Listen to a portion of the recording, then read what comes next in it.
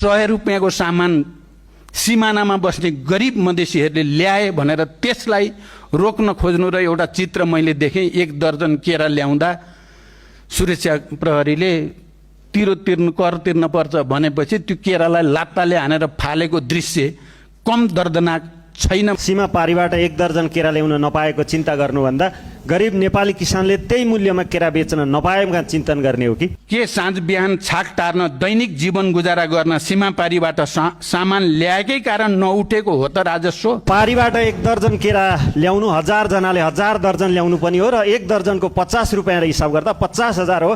त्यति नै नेपाली किसानको केरा बिक्ने हो भने 50 जना किसानको 1 दिनको 1000 कमायो। यतिले किसानको गुजारा मात्र चल्दैन, 50,000 नेपालको व्यापार घाटा कम गर्दछ।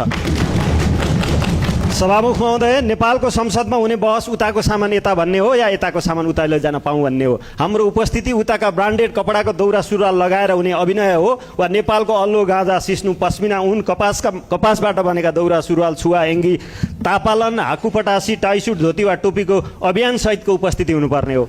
होइन, यिनी प्रचण्ड बाजेलाई नेपालको चिन्ता नभएर यिनी यो इन्डियाको चिन्ता हुनुपर्ने कारण चाहिँ के हो भने सरकारले नेपालमै उत्पादन भएको झन् नेपालमै व्यवस्थापन भएन भनेर नाका बन्द गरेको हो त। नेपालका किसानहरू कति खुसी भइरहनु भयो। बालेन सरकारले यो कदम चालिसकेपछि हामीलाई एकदम खुसी छौँ भनिरहन्। किन्ने मान्छे पनि खुसी छन्, बेच्ने मान्छे पनि खुसी छन्। पहिला पो जनताहरूले मेसो पाएको थिएनन्, थाहा थिएन नेपालमा केही हुने रहेछ भन्ने भएर पो इन्डिया जान्थे। अहिले त सबैलाई थाहा भइसक्यो नेपालमा सब चिज रहेछ। अब त नाका खुले पनि जान्दैन इन्डिया। यति कुरा बुझिरह्यो। अहिले प्रचण्ड बाजेलाई फेरि सांसदले यस्तो मिठो तरिकाले ट्याङ ट्याङ देखान् नि, दामी यस्तै दिनुपर्छ यो बुढालाई त।